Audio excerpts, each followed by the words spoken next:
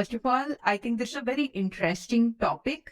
And for me, when I practice alternative dispute resolution, now if we take those principles of management and apply it to dispute resolution, now that for me is alternative dispute resolution.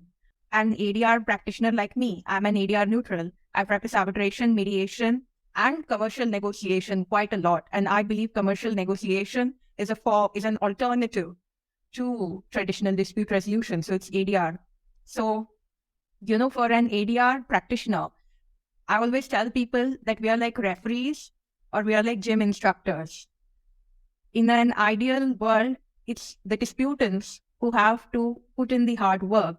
And if everything goes well, you may end up having a great looking body. You may end up, having muscles that will help you in your, everyday business functioning as well. So that is supposed to be how ADR looks like. And that is how I practice ADR. Now that you know what I think of ADR, let's look at it in the context of artificial intelligence. Now, for me, somehow, as on today, I'm able to put artificial intelligence only in the context of a digital medium. I'm not really very sure about the privacy controls. So in my personal opinion, I don't know whether it can work in a physical format, but artificial intelligence for me can definitely increase the stickiness of online ADR processes. So ADR in a digital medium. Now, I'll tell you how. ADR, as I told you, we are gym instructors, you're the guys who are building the muscle. So it's a lot about party autonomy.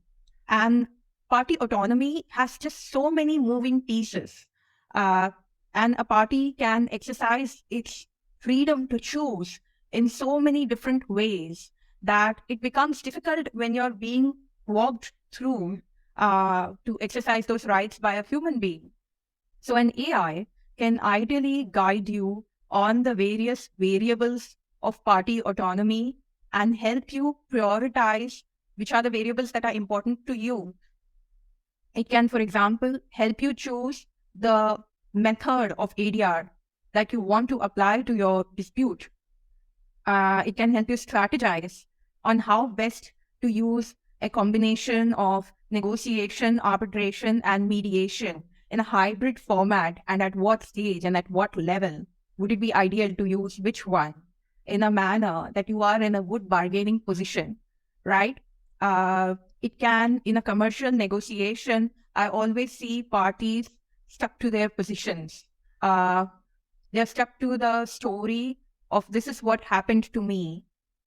They are reluctant to move to why it happened to me or what do I want to do about it now or in the future.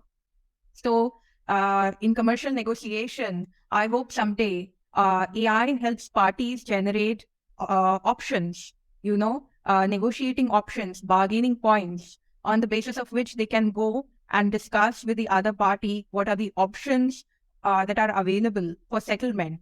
I hope, AI does that someday and in a manner that there are win-win solutions, right? I think AI, apart from helping the parties, maybe even choose an arbitrator or mediator, or at least make suggestions, don't allow AI to choose it. I'll come to that. Apart from assisting the parties, I think it can also assist the arbitrators and mediators. Now, arbitrators and mediators are also sort of like your surgeon in the hospital or like an aeroplane pilot. Even before they can actually begin flying in the sky or take you on a ride, amongst the sky, it's important for them to complete a lot of formalities and processes, which are tedious, which are so long that it's difficult to remember. And hence, checklists for surgeons, pilots, arbitrators, and mediators. And these checklists have to be customized on a dispute-to-dispute basis, and we do that manually. It takes a lot of our time. And perhaps that is why, they're able to take fewer cases because we also have to do things in a time-bound manner. So maybe AI can bring down that time by customizing checklists for arbitrators and mediators as per the facts of a case. Did you remember to ask them, for example, for a mediator, did you remember to ask them whether they have filed anything in court? Is there anything pending? We hope there's not anything reserved for orders or award. For an arbitrator, perhaps in an international dispute, did you remember to ask whether there is any third-party funding involved?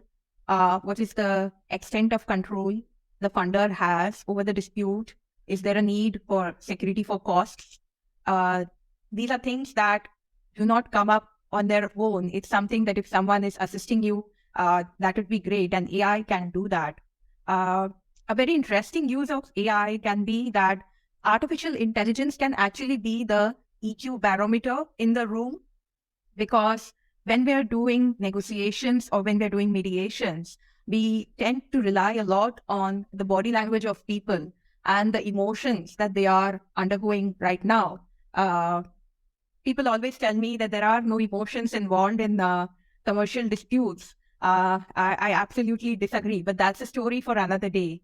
When you're doing commercial negotiation or mediation, however, an AI can help you gauge the facial expressions, figure out the body language, figure out emotions that the person is going through at that point of time, so that a commercial negotiator or a mediator can modulate the discussion in a manner that is able to get favorable outcomes from that discussion, while at the same time acknowledging strong emotions of parties.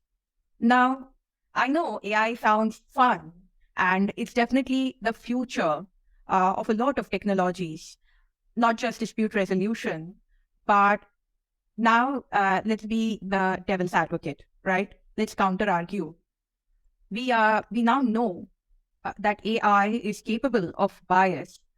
It will be interesting to see whether an AI chatbot actually also develops bias for arbitration as compared to other modes of alternative dispute resolution, just like the majority of us practitioners and users. AI is capable of misinformation.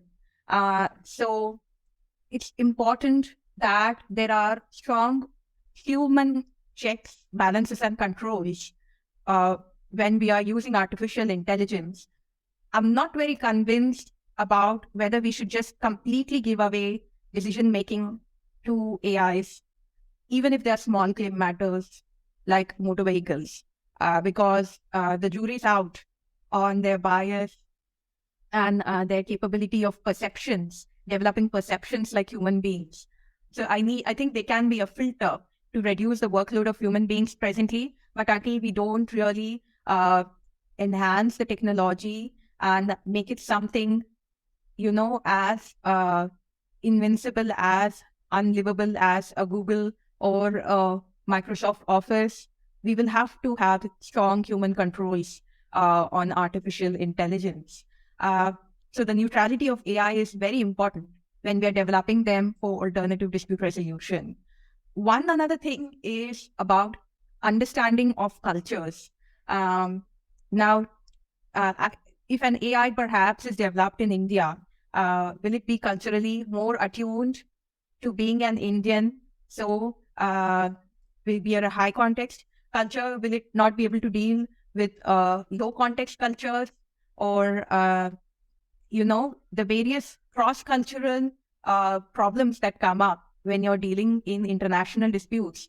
Will AI be able to manage it? There are, of course, already digital plugins assisting human beings to understand cross-cultural priorities with regard to the distance they prefer, the closeness in a relationship they prefer, the formality of speaking and dressing up that they prefer.